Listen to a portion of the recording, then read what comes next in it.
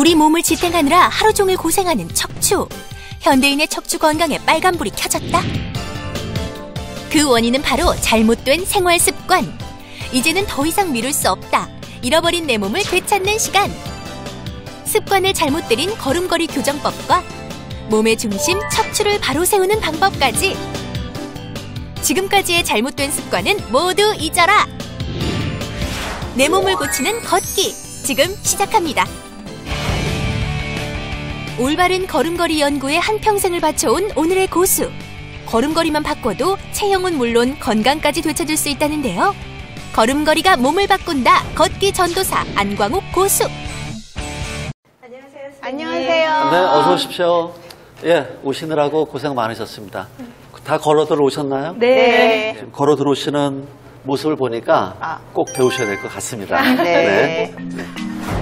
자세 점검부터 들어가는 고수. 먼저 서 있는 자세를 살펴봅니다. 오셨으니까 한번 진단 한번 해보겠습니다. 자, 우리 30대 주부. 자, 차렷하시고. 30대 의뢰인의 상태는 어떨까요?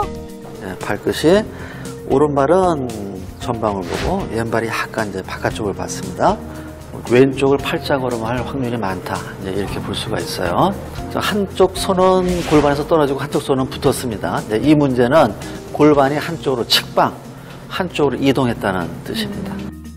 그다음에 이제 특징적인 게 하나 있어요. 바지에 주름을 보면은 주름이 밑으 쪽으로 이렇게 물결처럼 이렇게 쭉 쳐졌는데 골반이 밑으로 쳐졌다는 증거입니다.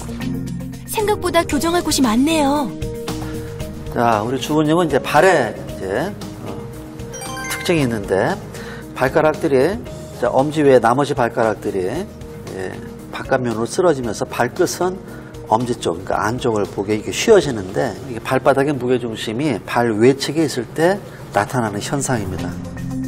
이순옥 의뢰인은 평소 허리 통증이 심한데요. 어깨가 많이 쉬면 팔꿈치와 몸통 사이에 공간이 뜨게 됩니다. 네, 어깨가 쉬었다는 증거예요. 또 본인은 어깨를 편다 생각하지만 사실은 어깨를 뒤로 제끼고 있는 거예요. 대신 이제 배가 나오게 되죠.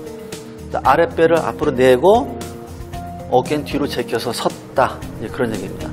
걸음걸이와 모두 연관이 있습니다. 발에 우리가 기초가 지면에 어떻게 놓이느냐. 그래서 하나씩 잡는 게 아니라 다리에서부터 교정해서 한 번에 잡는 교정하는 방법이 바로 제대로 걷기입니다. 걷는 방법도 각양각색. 잘못된 걷기는 몸에 어떤 영향을 줄까요? 자, 제가 몸 상태를 한번 확인해 보고 걷기가 얼마나 중요한지, 얼마나 무서운 건지 한번 실험적으로 제가 보여드리겠습니다. 한번 엎드려 보세요. 네. 자, 또 잘 보시면 무릎은 붙었는데 발끝은 바깥쪽을 보고 있죠? 그죠? 현재. 이렇게 걷는다는 뜻이에요, 이분이. 팔자 걸음 한다는 뜻이고. 잘 보시면 굳은 살이 이렇게 진행하고 있는 게 좀 색깔이 다르죠? 그죠? 네. 바깥쪽으로 해서 진행이 돼서 앞으로 들어온다. 지금 네 번째 발가락이 쉬는 것도 바깥쪽에서 체중이 실려오면서 원래는 이 형태가 되는 거죠. 네. 이렇게 바뀐 거예요. 네. 팔자 걸음을 분명히 걸으시는 분이다. 여러분들이 팔자 걸음을 하면 안 되는 이유를 말씀을 드리겠습니다. 팔자 걸음을 하면 여러분들 눈에는 발끝만 돌아가지만 무릎이 어떻게 되나 보세요.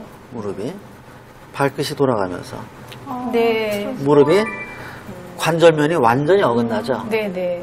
그래서 여러분들이 팔자가 되면 잘 맞았던 관절면이 어긋나면서 불규칙적으로 여러분들이 걸을 때마다 마모가 되게 되어 있습니다. 아주 극명하게 나타날 때가 언제냐? 여러분들이 뛸 때입니다.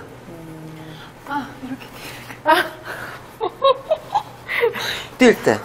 만들긴 이렇게 만들었는데 여러분들이 이렇게 회전해서 마무를 시킨다. 다들 예쁘게 뛰는 줄 알았는데. 이렇게 하면 이쁜 줄 알았죠? 만화에는 그렇게 나오는데 뛰는 걸로. 예. 그래서 훈련을 어떻게 하냐면 생각만 가지고 여러분들이 안 돌아와요. 왜? 수십 년 동안 바깥쪽으로 잘 딛게끔 몸 전체가, 다리 전체가 변형이 됐기 때문에 그렇습니다. 그래서 아주 열심히 훈련을 하셔서 거의 바깥쪽을 들다시피 이렇게 훈련을 하는 거예요. 네. 저를 따라서 해보시면 좋습니다. 엄지를 대고 발 바깥쪽을 들고 서 있는 연습을 하는 거예요.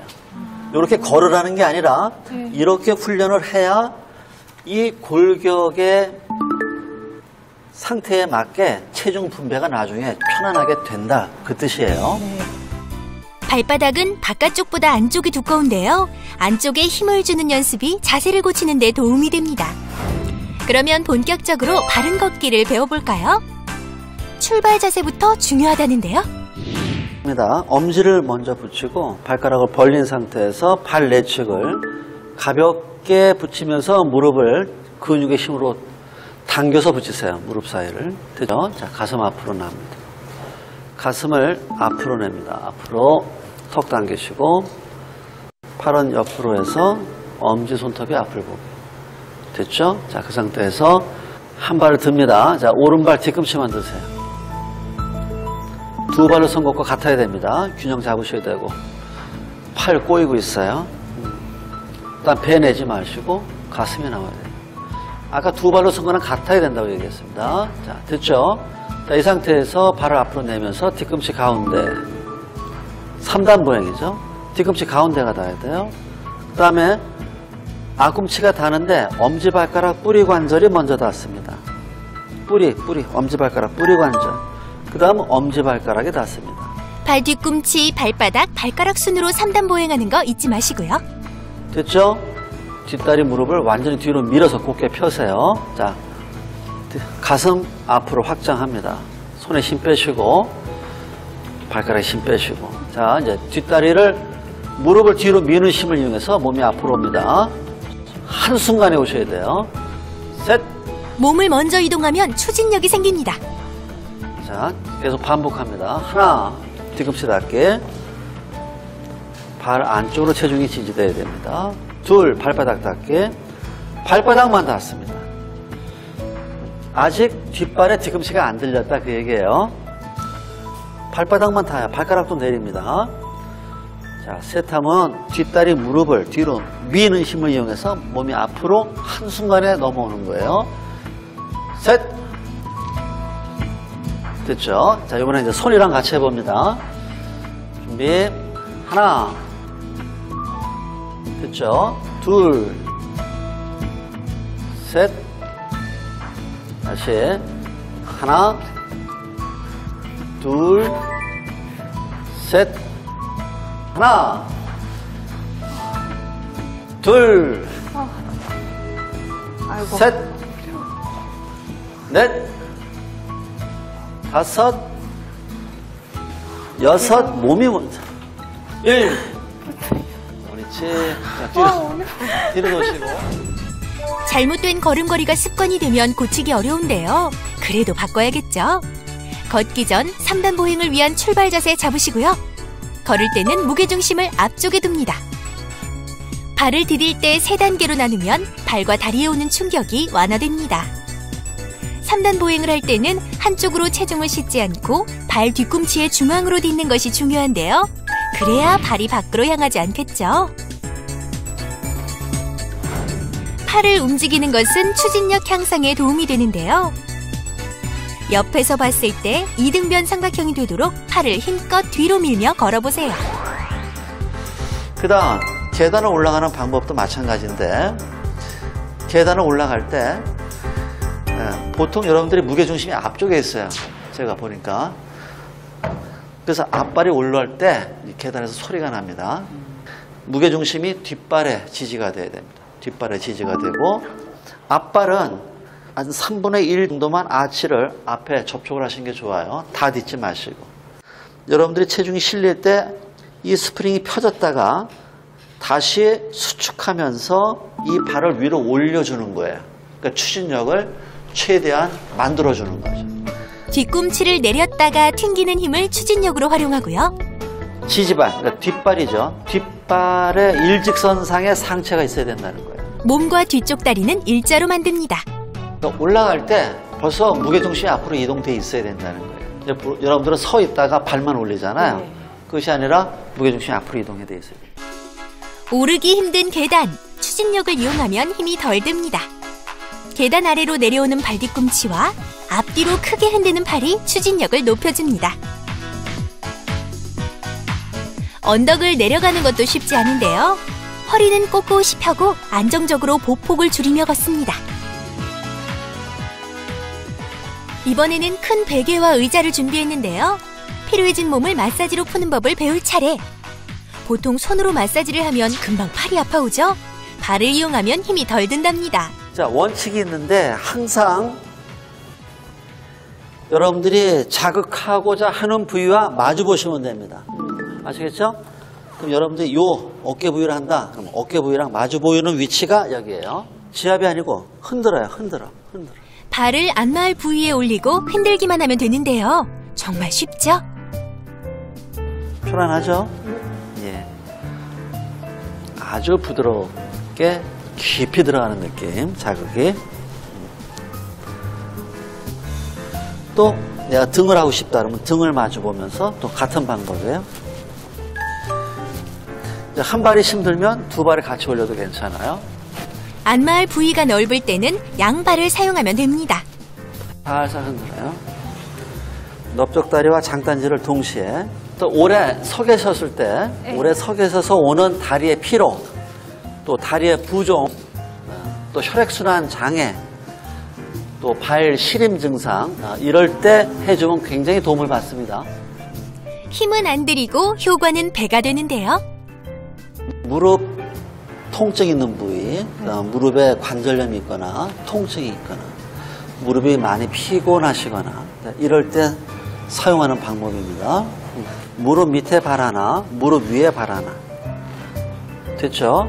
똑같아요. 발끝이 안으로 들어갔다 바깥으로 나왔다. 그러시면 지금 발목 운동되죠? 네. 무릎 운동되죠? 고관절 운동되죠?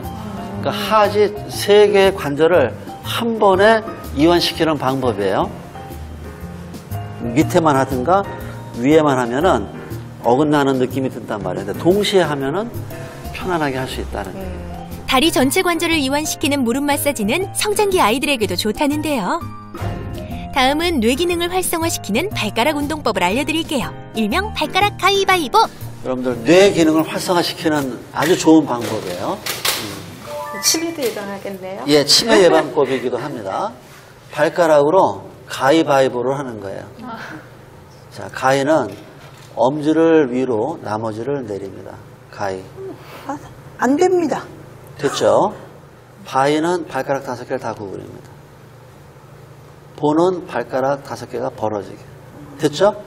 자, 이것을 빨리 할수록 뇌 기능이 활성화됩니다. 자, 해봅니다. 가위, 바위, 보, 가위, 바위, 보, 가위, 바위, 보.